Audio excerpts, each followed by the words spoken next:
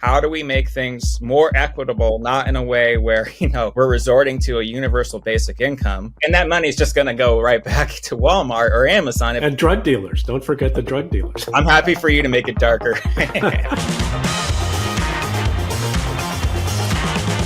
Well, hello out there in podcast land. Welcome to a new edition of the Liberal Patriot Podcast.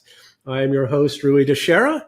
And as you know, I come at you every couple of weeks with the very finest in heterodox conversation and analysis with the most interesting and stimulating guests.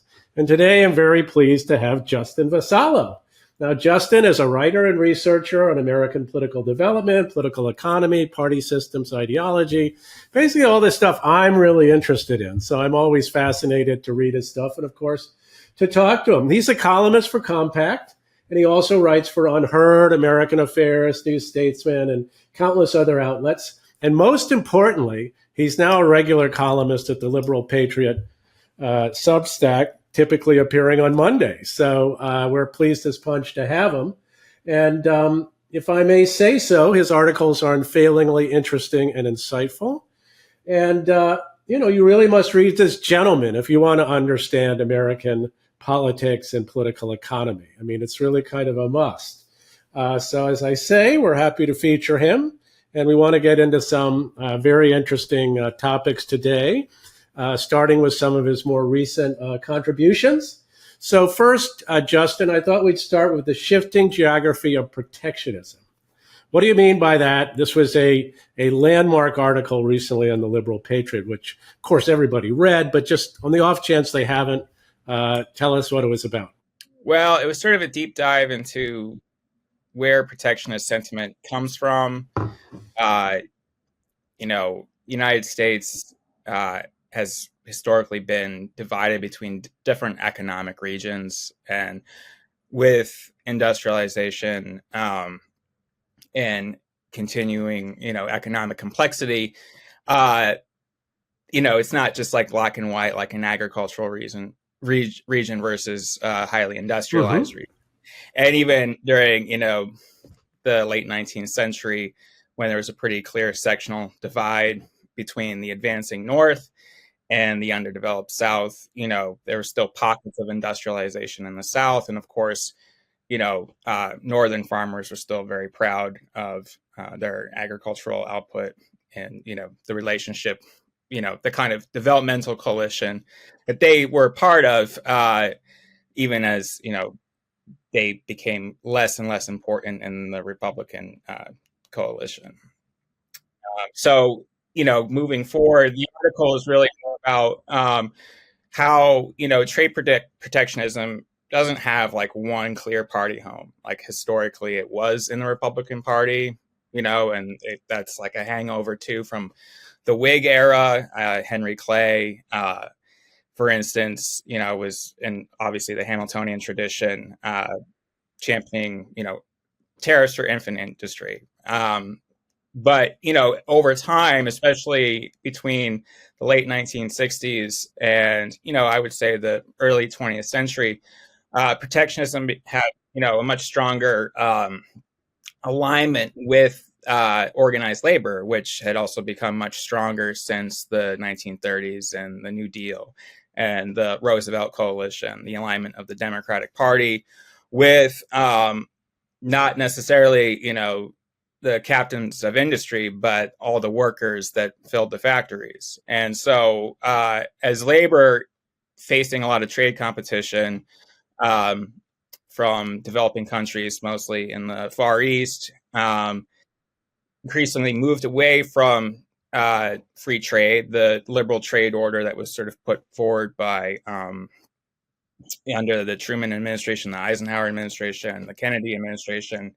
They moved, in a protectionist direction, and a lot of Democrats, especially Democrats from the Midwest, followed their lead. In some cases, they actually kind of took the initiative and put forward different ideas for kind of bringing back some of the developmental programs of the New Deal, but again, marrying it to, pretty high import quotas and other sorts of barriers and restrictions to, basically stop the bleeding that was happening in the industrialized Northeast. But that geography obviously keeps changing because, whereas Massachusetts, historically one of the wealthiest places in the country, the state I was born in, I grew up in, that it weathered, it had a hard time in the post-war era. A lot of other places were thriving. The Northeast, New England, Yeah, hard hit. Northeast industrial regions were Right. hollowed out. Yeah. But of course, over time, some of those parts, mostly the coastal cities, but New England as a whole, did all right and made that transition to a post-industrial, quote unquote, knowledge economy. Whereas the Rust Belt became more and more, upstate New York, Ohio, the broader industrial Midwest. And of course, and this is often still overlooked by a lot of analysts, all these parts of the South that, benefited from that early post-war growth, but then, became kind of like, they were rocked by NAFTA, especially, and the, China joining the WTO and the trade shocks that came with that. A way a lot of people tend to think about these developments is basically there were towns or cities centered around big industries like auto and steel, which then got outcompeted with the assistance of some of these trade agreements. But I think you argue in the article it's much more complicated than that. You can't really explain this shifting geography just on the basis of whatever towns have been directly hit by these changes. That it's almost a matter of a wave of destruction of the way of life of people in so many different regions of the country, and feeling like they're left behind relative to those post-industrial areas that you were just referencing. And what you said, that it's not like, and I think you made a very good point in one part of the article. You said, is really what people are aiming for, they just want to work in a factory again? Not necessarily, right? I mean, it's more what was attached to working in a factory in terms of the way of life, in terms of the type of job and steadiness of the job and the strength of the community and the prospects for their children and a whole raft of things that aren't as simple as just getting back to a factory. I think you're basically saying there's not a development strategy for these areas anymore. And that's part of what people are reacting against, not just, oh, I want to work in a factory again. Yeah, I think that's definitely true. I mean, it's easy, I think, right now, and it has been at various moments of protectionist sentiment to, romanticize, that kind of Fordist way of life, or the factory life. And that, there's that kind of nostalgia is not isolated to, the MAGA right. The left periodically goes through some of that too, although there's increasing pushback against any kind of, nostalgia for post-war America, or even like the New Deal, because, you don't need to get into all the reasons why there's always that pushback. But I think that, economists today, right, from what I see, they say, okay, well, once upon a time, there was a wage premium for manufacturing work. Not all manufacturing work. Some of it was highly exploitative. But even in places that didn't have high union density, a certain amount of steadiness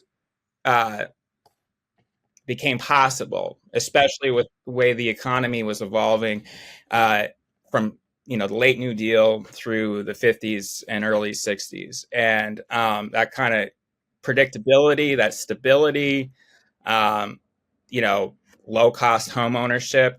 There are a lot of features, it wasn't just, I mean, we have this like cliche of like, smokestack towns, single company towns, and it's kind of a grueling existence. And, of course, in certain mining communities, especially, you have terrible practices like company script, to buy the food, right. And so those are the days. Yeah.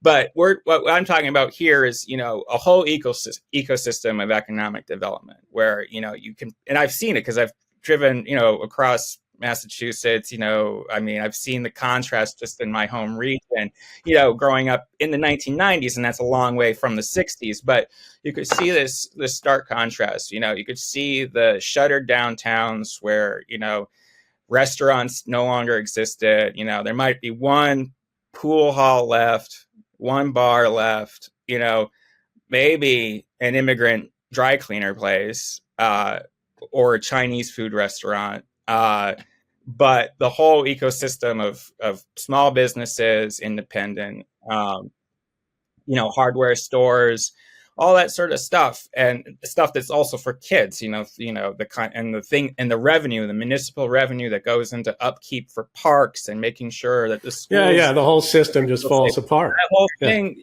and people kind of forget that, like, those pockets of of despair, they've really just been blasted across the board. And for anyone that is eking out a living, whether it's the young immigrant restaurateur, or someone that's just hanging on because they managed to keep their patrons and stay alive, because people out of loyalty would rather buy milk and eggs at the corner store than the big supermarket 10 miles away, or Walmart, whatever. Those people, they're just hanging by a thread. And everyone else, of course, they barely have money in their pocket to keep those people afloat. So I think, again, we don't really know in this country, and I'm not sure anywhere in the West knows how to replace that premium, that wage premium that manufacturing historically offered, right? And so it's not so, again, going back to your point, it's not so much that, people are dreaming of going back to a factory. And yeah, we see a lot of like data coming in now from polling. Oh, well, Americans, I saw something, I can't quote the numbers right now, but, something like Americans think other Americans should go back to working in a factory. Yeah, but they don't want to do it themselves. Yeah. But that's, that sounds kind of silly, like, and hypocritical, but I think the feeling is more complex than that. They sense that there is something really wrong with the economy that's not reflected in the unemployment rate or even the growth rate, which is, sometimes it's been better than expected in the last, 8 to 10 years, a couple good years under Trump. I'll admit that. Mm-hmm. And there were a couple good years under Biden, even though inflation, spiked mostly because of the supply chain crisis. But, mm-hmm. This stuff, the headline numbers that are like kind of encouraging don't really capture what's really going on. Yeah, particularly if you're in rural or small town America, where Absolutely. A lot of that economic basis has disappeared. I mean, you referred to, used a word I like that I think more people should know, micropolitan. This is a term of art from census data, but it's actually really important because these are the economic engines of so much of our country that isn't in the big metro areas. These are what we thought of as small town America. And, this is where things are really, really falling apart by and large, where their economic base is just flown away and they've got nothing to replace it with. So, of course, someone like Trump seems like, well, at least he's got a plan. Yeah. Absolutely. And, a lot of this is anecdotal, but I've seen news articles on this. We think of homelessness as a really severe urban crisis. New York, Seattle, San Francisco, and so on. But I hear stories and I see sometimes little news articles about homelessness in rural New England, in Vermont. Like, I've been hearing about, hard drugs being trafficked. Yeah. The drug problem is huge in a lot of these places. For a couple of decades now. This isn't like something that's very recent. It's been brewing for a while. And again, if you're not exposed to that information or have any kind of like visualization of it, it's hard to really, I think for a lot of people, again, and I would say this is typically the fault of the liberal left, is that they can see despair maybe in their own neighborhood and they can get upset about the inequality in the cities they live in, but they can't really grasp just how hollowed out a lot of small town micropolitan America is. And it's, hollowed out may be an abused term, but it still captures what's been going on for a really long time now. But it's definitely gotten worse since, I think, the Great Recession, because then that's when, like, again, going back to like kind of the sectional dynamic, that's when you saw, the gains of any economic growth really just concentrated in coastal cities. And some of them were in red states too, but again, mainly urban centers in red states, in Florida and Texas. And so again, instead of what we had in the past and 19th century, where it's like, whole regions, the Northeast versus the South, and Right, these right. Yeah, yeah. economic interests. Now it's really like it's a lot more complex. But again, it's these big urban centers that do have a lot of problems structurally. They do have a lot of class tensions, but it's mostly kind of their common interests versus everyone else that really is no longer benefiting from free trade. They might not have even really benefited much to begin with. And, that initial burst of cheap goods that kind of provided a wage subsidy. That's kind of the popular economics term. But, they just not seeing it. They're not seeing the gains. And anything that is a moderate improvement is offset by, again, it's like if one town is starting to fall, and I'm sure it's like this in a lot of rural America, if one town sounds like really like it's getting scary, that unemployment's shooting above 20%, I think that creates a lot of fear in the surrounding areas, because the feeling is who's going to be next? Right, exactly. Yeah. Why not us? In fact, it probably will be us. I think you could argue too, in terms of the people in the big metros being sort of unaware of these problems, not seeing them. Not only do they not see them, but in some ways they don't want to see them because they kind of live in a bubble, because they think a lot. And plus, there's sort of an ick factor. I mean, these are the reactionaries who live in these areas. These are the people who holding on to their religion and guns and don't want to join the glorious multicultural, multiracial America unfolding before our very eyes. So, you live in the People's Republic of Brooklyn, do you not? So you're probably not unacquainted with some of these attitudes. But I do think that's a big part of the problem. And, I think we have a now odd switcheroo, too, in terms of the attitudes toward trade, right? I mean, because you see a lot of coastal elites now and, profess like free trade is great. Why are these people talking about tariffs? This is just a terrible idea. It's kind of an inversion. The Republicans were the ones who were, sort of the people really committed to free trade. And then the New Democrats kind of got on the train, and a lot of people objected to that. But now it's almost like tariffs are becoming right-coded and free trade is becoming left-coded. So, I mean, how weird is that? I mean, I know you've thought a little bit about this. What's going through these people's minds?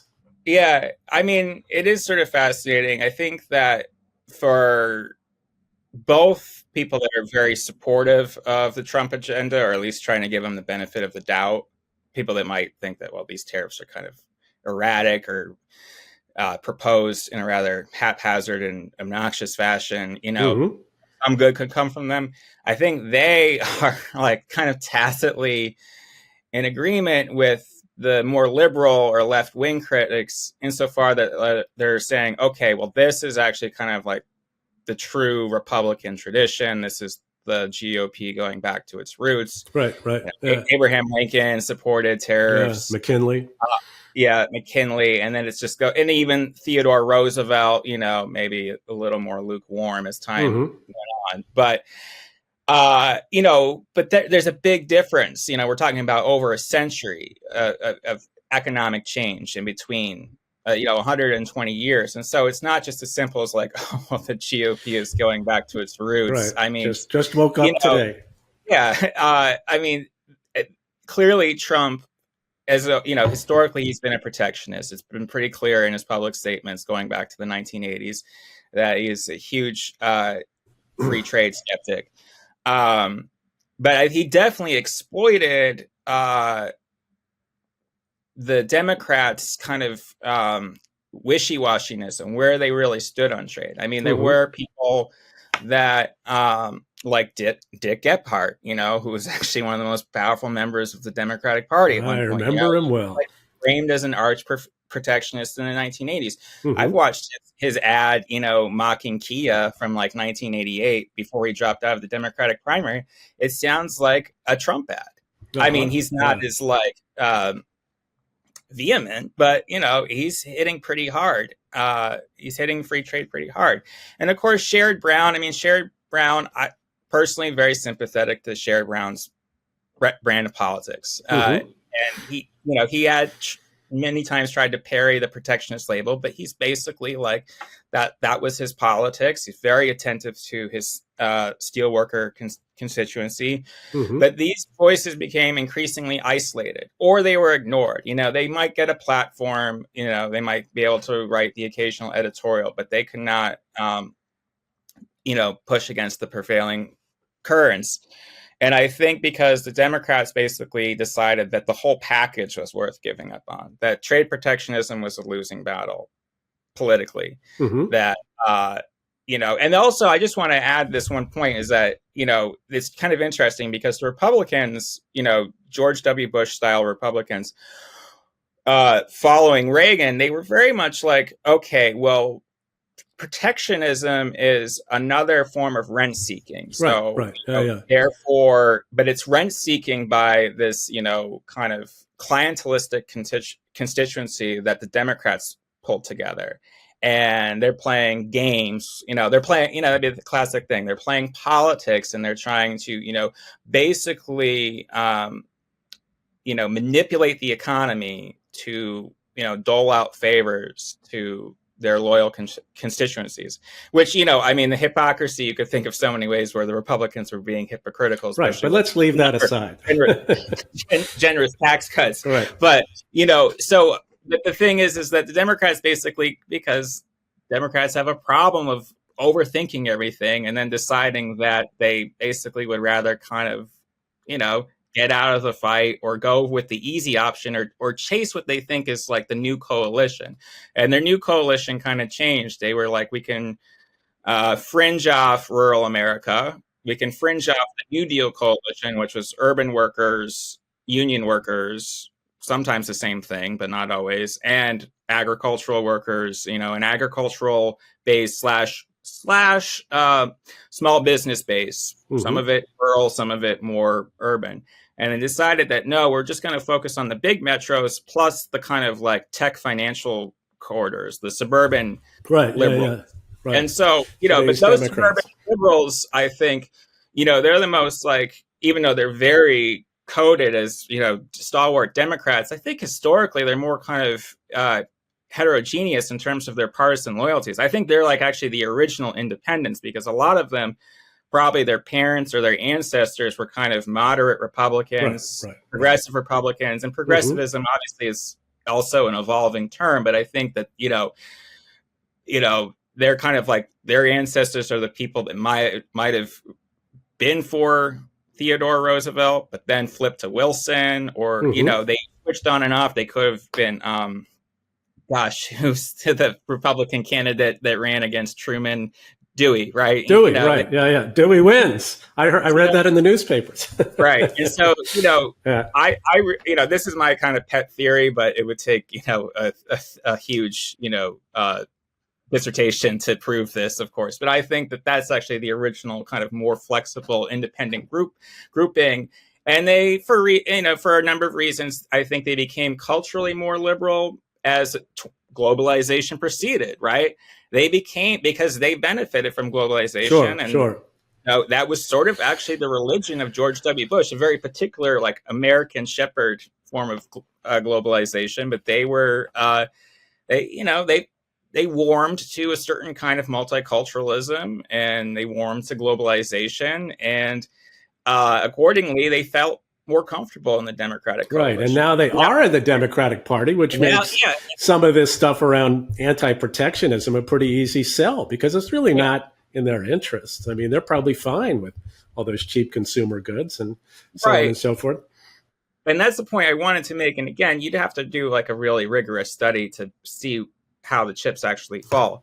But I think it's very likely that, the average working class family peg their income between $35,000, which is actually pretty much, that's not even really working class. That's like underclass at this point, but $35,000 to, $65,000, $70,000, 2-parent household, 1 child, maybe more, they don't actually, they might have an Amazon account and they might have an Amazon Prime account, but they're not doing, delivery every day for packages, for all their essentials and their toys and everything. Because even if it's cheap, or they feel like it's cheap, it does add up. And but that is the encapsulation of the free trade, perk. And it's right. you have to have enough of a salary to just coast and click away and be happy Click with what away. Yeah.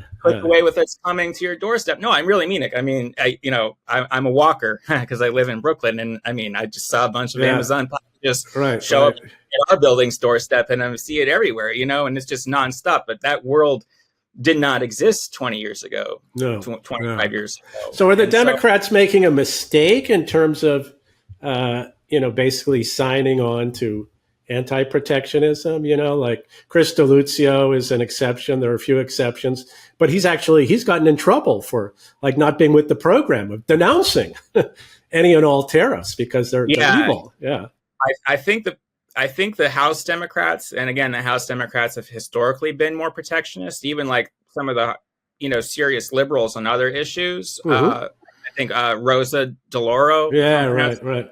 Connecticut, she's actually been pretty, not like arch protectionist, but saying, we need to rewrite our trade agreements, we need to boost labor standards and all that sort of stuff. And I think she works actually with Robert Lighthizer a little bit. But in any event, I think that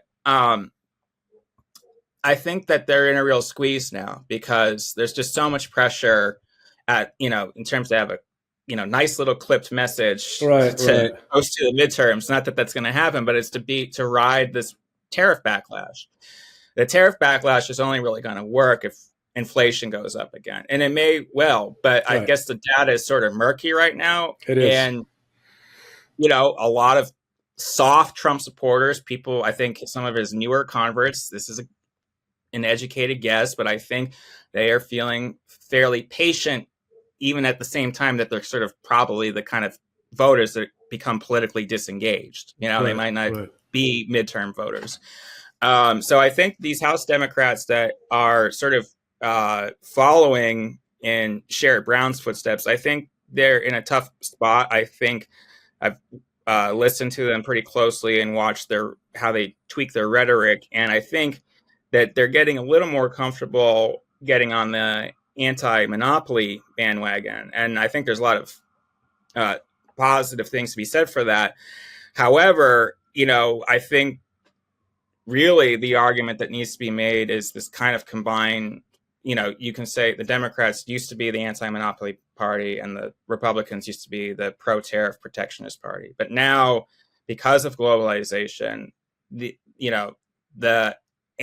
animosity in this country, and it cuts across partisan lines, is toward, multinational corporations that people feel, do more rent seeking and more offshoring than they do kind of doing anything productive that, rebuilds communities.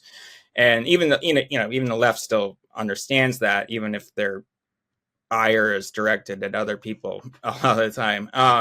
But so that common, disgruntlement, that shared disgruntlement with multinationals, so that's sort of an anti-monopoly attack, but it's also like, hey, we need to somehow clamp down on this offshoring, outsourcing. But now the question is, well, what do we build here? And I think that's where there are a lot of divisions, and a lot of people, I think, especially if they say climate is their top priority. Now that's not voters' top priority, but it's still a big issue for a lot of core Democrats. They're like, well, we should just do it whatever's cheapest and fastest.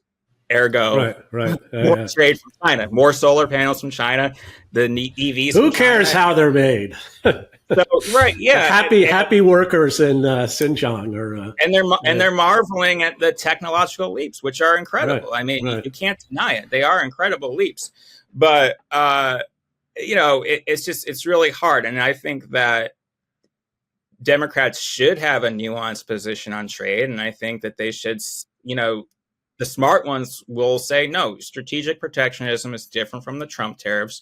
There might be some agreement, but that doesn't mean it's like some sort of full-blown alignment, and it's not some sort of full-blown capitulation to Trump's agenda. And again, they should just say, hey, Trump actually exploited something that we were very concerned about, and we tried to push our leadership on.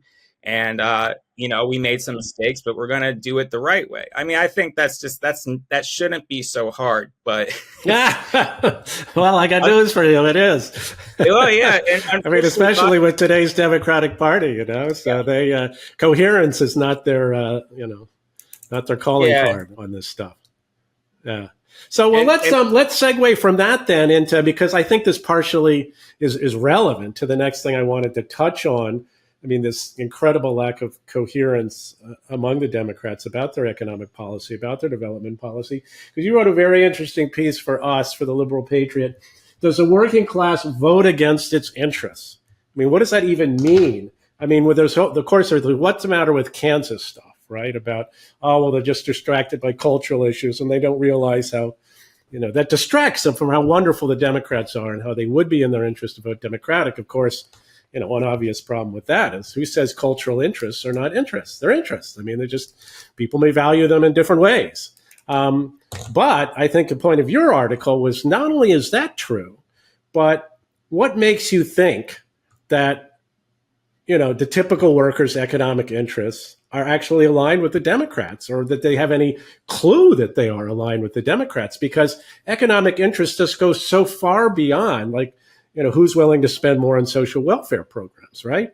That this is it's a huge problem with the Democrats, is their economic offer to the people we've been talking about, the victims of this unequal regional and spatial development, and the way the American political economy has evolved in the last 40 or 50 years. I mean, they're not seeing it, right? They don't get what the Democrats' plan is for them. So in that sense, how can they vote for their economic interests when it's not even clear the Democrats stand for them?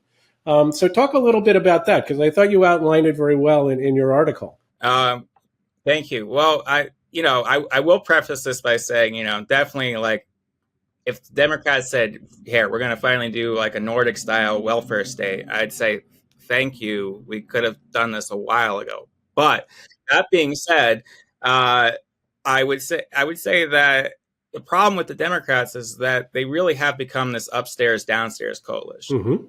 And, people might blanch at the term underclass, but that's, that is the relationship. It is very much, and they're losing actually some of their poorest voters. I mean, they still, we've seen the data. They won, where they're winning. The triple trending counties are these, for them, which are very few. Yeah, they're full of affluent professionals. That's basically what it's all about. But yeah, it's kind of, I think, this used to be kind of like a right-wing talking point about 3 decades ago. But I think in a way it's come true, which is that there's kind of this like quasi-paternalistic relationship between the Democrats, the upper professional base, their whole, ecosystem, their professional networks, and then, the people that basically kind of rely on means-tested programs. Now, there's a whole debate to be had about like how many programs should be mean-tested. Would it be better if we had,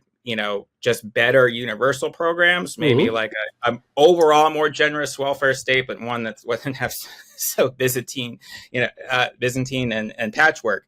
But, the problem is that basically, I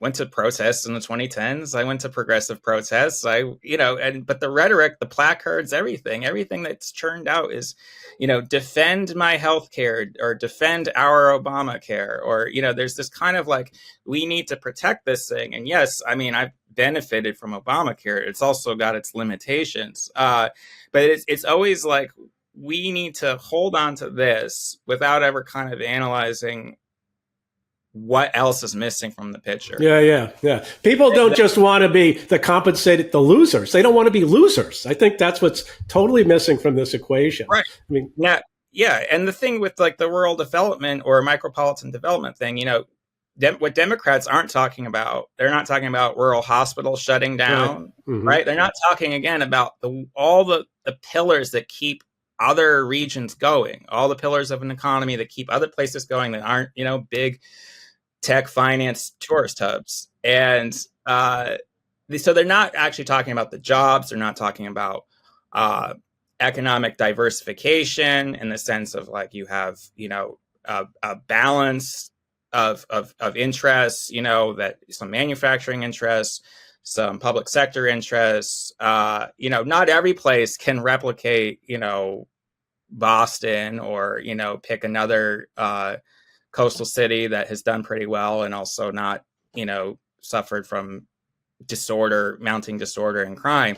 But they really can't, just name it. They don't like to talk about jobs anymore. And, people need a sense of where their regional interests are going. And the thing is that I think that Democrats are not, just, chomping at the bit to like put out more and more environmental regulations. But I think they sometimes they don't consider, rather, if investment in a certain region is already kind of chilled because it's, things have been uprooted, offshored. If the political economy that they subscribe to is not sort of encouraging investments, Mm-hmm.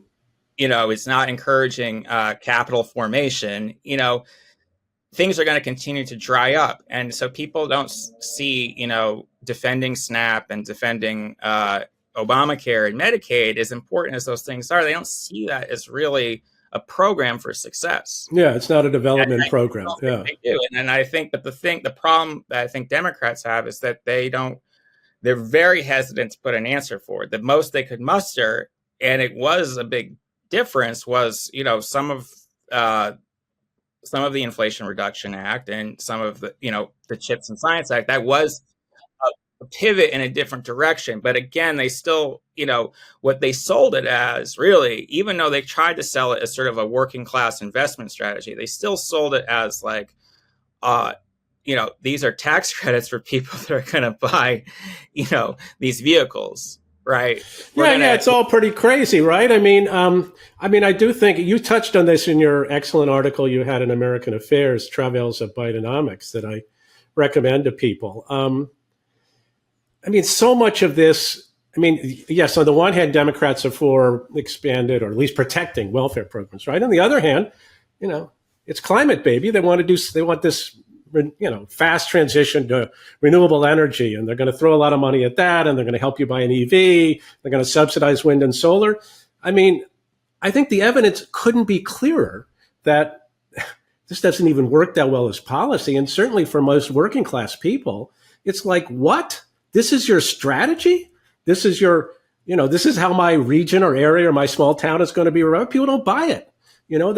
They think Democrats' priority, because of the way it's pitched and the way it's structured, their priority is, this energy transition, doing stuff about climate. The priority is not to make me richer. And I think that's a huge problem. Right. And whatever benefits these policies might offer are offset by, or at least in the mind of a lot of working class voters, they're offset by, everything that might be circumscribed, or, other kind of sectors that will be shrunken as a result of these policies. So even if, you're supportive of reducing emissions and having more renewable energy, I think you have to ask yourself whether a lot of working class people can really have confidence in this program. And even the people that were pushing solar panels, I read these articles, and it really made me reconsider what was going on, in the sense that they said, well, it's really hard to get, a solar panel installation job to pay more than like $18, $19 an hour. Yeah, that might be better than working at Dairy Queen or Walmart, but right. But that's a low bar, baby. That's a low bar. Yeah, but it's not a lot better. Right. And again, a lot of liberal economists and centrist economists will say, well, the manufacturing wage premium has been erased. We should actually be kind of, that might be too bad, but we should be happy that some service jobs are paying more, and we can figure out ways to get these, these green installation sectors to pay more. But I think there isn't a really coherent pitch, and no one is really saying that this is going to not only successfully replace, but in any way improve upon what's, the the crumbs that have been left over, right? And so, again, going back to our discussion about whether or not people are clinging to obsolescent factory jobs. It's not that they necessarily want to be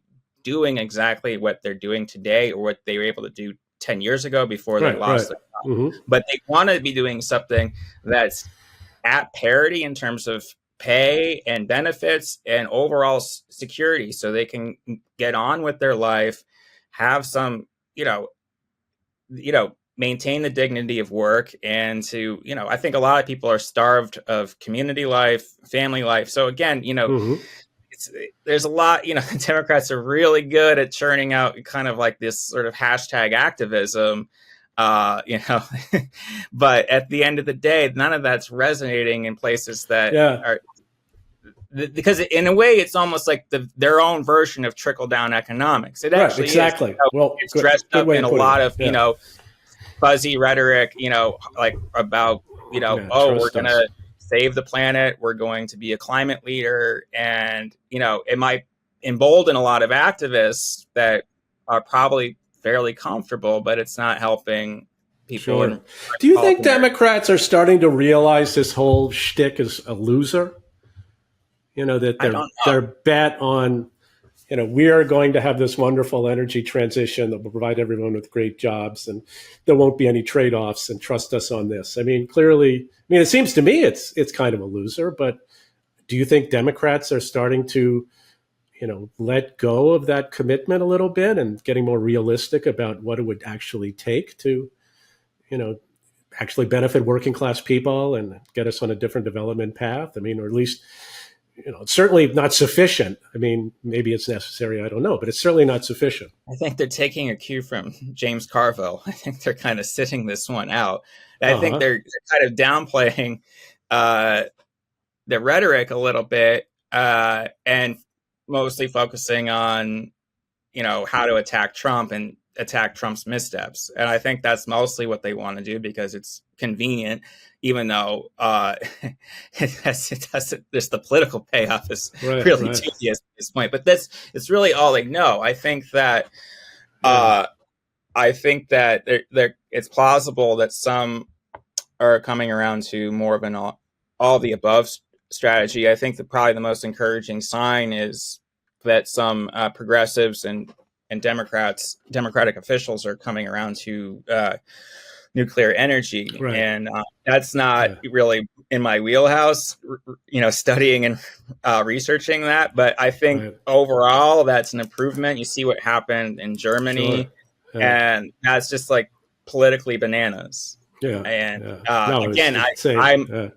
definitely more sympathetic to people on the climate left. I think they've made a lot of blunders, but I understand. I thought, where they're coming from, but having, again, I'm about to turn 40 in November. So the whole backdrop of globalization, environmental degradation, NAFTA, China shock, all this stuff is like always been in the background. And, as I wrote in my most recent piece for you guys, the threads that seem to be coming together just kind of fell apart. And that's because they did. Because at the end of the day, the most ardent climate activists, I think, just they can't really stomach anything that is a compromise. Right. Well, Justin, if that's true, though, even though they're laying in the weeds and they're getting a tiny bit more realistic, aren't their commitments basically the same? So they're going to make the same mistakes once they actually have access to policymaking levers again.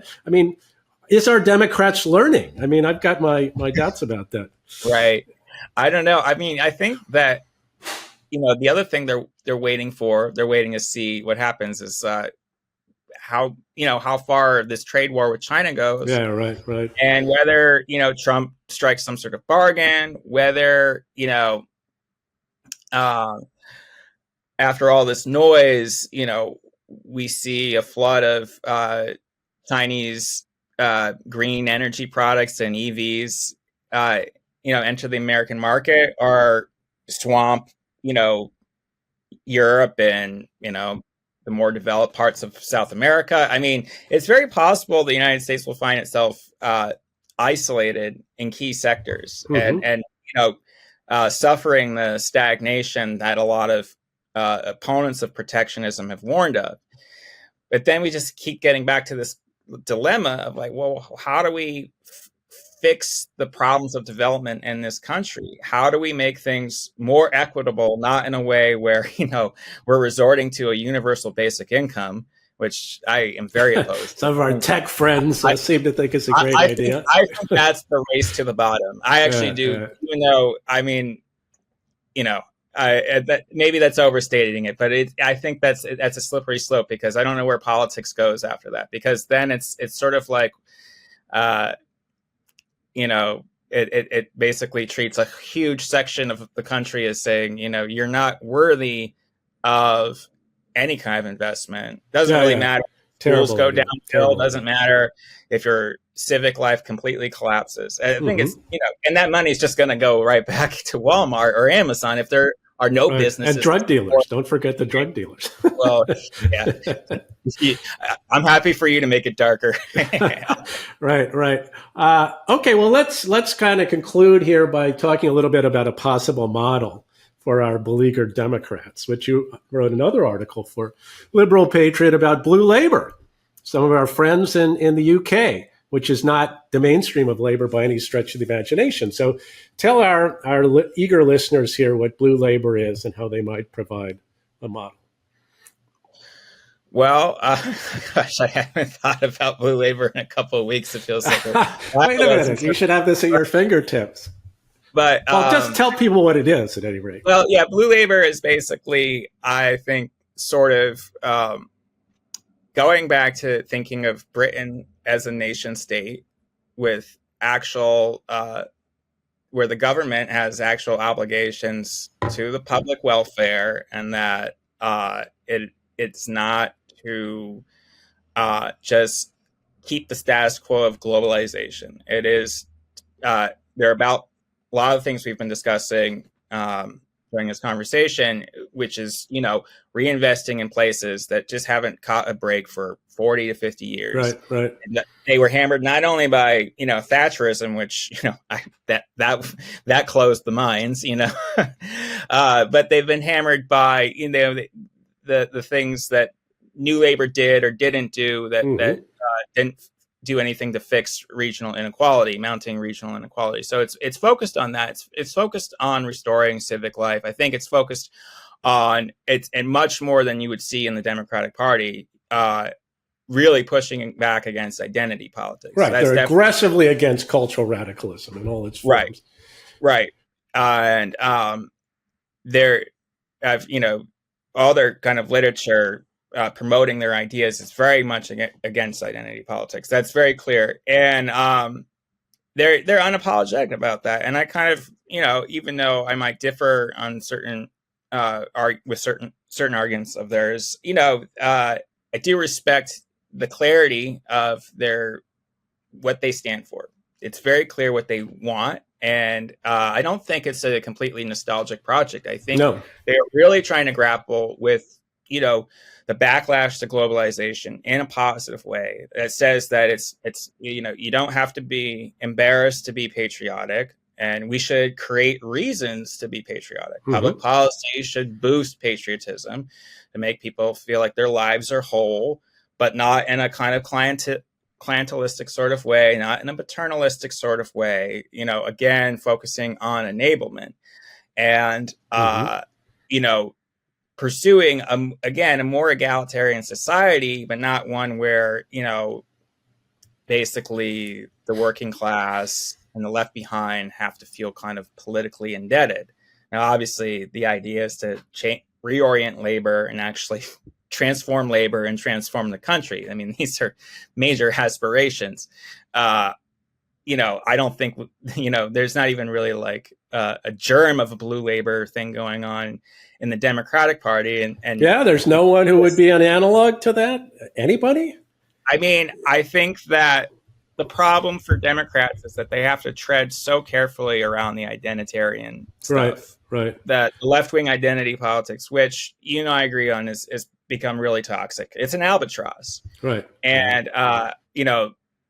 I'm all for discussing the ways in which this country has failed to live up to its ideals and has, acknowledging and learning about all forms of discrimination. But I think to succeed politically, you really have to have a program for the future. It has to be a credible one. And it doesn't mean that and it has to be inclusive. It doesn't mean that you don't name enemies, but I mean, the Democrats have this like weird game of really refusing to complain about, acknowledge that there's anything really wrong with the economy, acknowledge there's, they don't want to talk about that. They want to do kind of, they indulge these sort of more academic power games around language and, if your morals are good enough, what you stand for, Right. We've all heard the cracks against, the yard sign liberal. Right. And there are a lot of them in my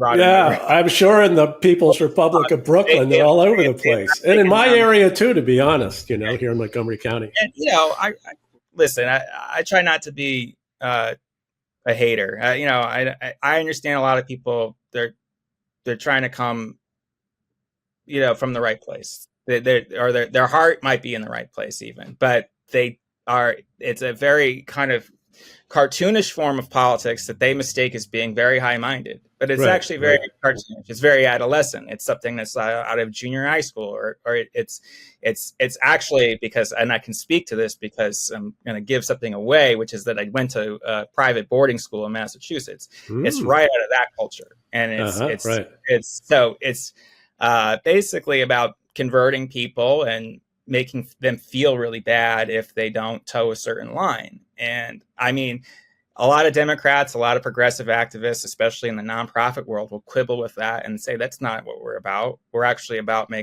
standing up for people that have been hurt, and not only hurt through discrimination, but they've been hurt by the economy. They've been hurt by all sorts of structural issues. But they're not interested in growing their coalition. Right. The only way their coalition has only grown in the direction of the old guard GOP, which is whiter and more affluent. It's a head spinner. It's not even really politics. It's kind of anti-politics, Right. Yeah, it is anti-politics. And I think there's an anti-politics on the Trump side. I think a lot of Trump's support is actually kind of just like, it's been talked about in recent articles. It's slightly laddish, boorish sort of, rebellion against identity politics. And some of it's very reactionary, but some of it's kind of like, wow, I mean, I think Trump is terrible. And I think people made a big mistake voting for him. But I also they just were kind of flippant about it. And I don't think they're actually hardcore loyalists. I don't think all of his 2024 converts are really on the MAGA train. They're going to line up necessarily behind Vance or anyone else. But to reach them, Democrats have to practice politics, not anti-politics, right? I mean, isn't that the fundamental message here? Yeah. Definitely, they do, and I think that's the thing. I mean, the Blue Labor, right? It's not even it's still fledgling at best. It's not like it's really changing the Labor Party. I think they've influenced some of the discourse.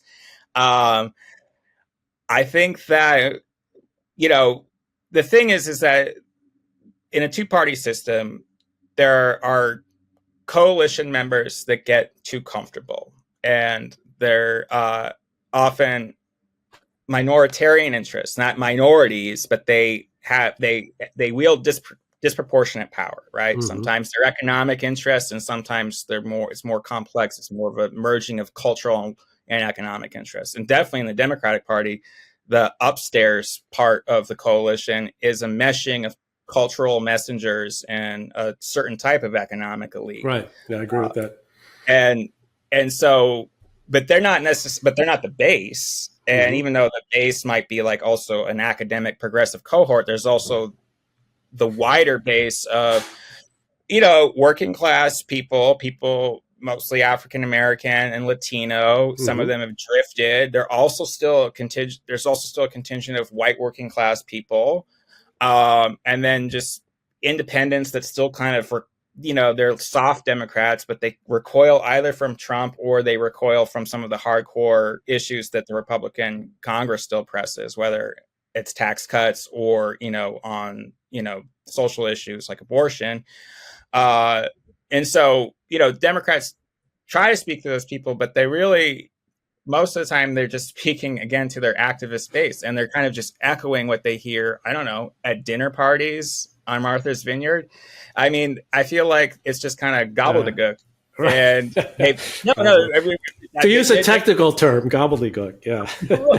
Yeah, but they don't, there is no insight right now. And so I guess if, you ask, are they learning yet? And I think it's a very slow, painful process. I think that certainly any aspiring Democrat that wants to change their party and actually change the country should say, civic nationalism is on the table. Reaching out to Trump voters, even Trump voters that voted for him 3 times, that's still on the table.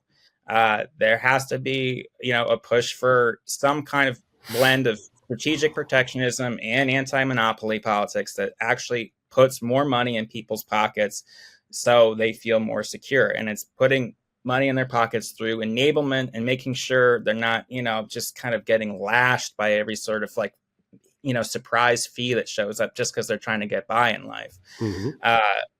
And that shouldn't be hard. And it should be easy enough to say, there's a difference between standing up for social justice and kind of, just indulging, again, a lot of academic speak that repels voters that would otherwise have open ears. Because they're still dissatisfied. They're not persuaded by Trump. They're not on the MAGA train. They're not just saying, they're not like viscerally anti-democratic. But a lot of people are pissed at the Democrats, and they smell. And this is the thing. It's just, I don't really like to get into like pop psychology or political psychology, but they smell weakness. And they smell weakness on a lot of fronts. And it's ironic that the Democrats keep talking about how they're going to stand up to Trump. But that's not what a lot of people want. I think a lot of people want something else. They want a clear vision for the future that is passionate. I'm not a huge JFK fan by any means, but it has to tap into something like JFK's style of liberal nationalism. At the very least, it has to do that. I don't know if that strand is dead, though, because Obama kind of did it, but Obama had also a pretty mediocre economy, and a lot of people feel like he tuned out. Right. Well, those are words of wisdom, Justin. I think we'll it's a huge mouthful. I could keep firing away. It's all right. I think we'll leave it here. I hope we've given our listeners a lot to chew on. And of course, I will remind them that if they want more of this fine analysis, Justin is a regular columnist now at Liberal Patron. Of course, we publish most days of the week, full of insight, data analysis, and so on, that is illuminating for all these subjects we've been talking about here today. So, Justin, thanks for being on the Liberal Patriot. And my standard offer to my guests, if you come down to Washington or in Washington, I'll buy you lunch at AEI. And you've probably never been to AEI. You get a kick out of it. So by all means, if you're in DC, come by and I will purchase you your meal. All right. Sounds good. Thank you.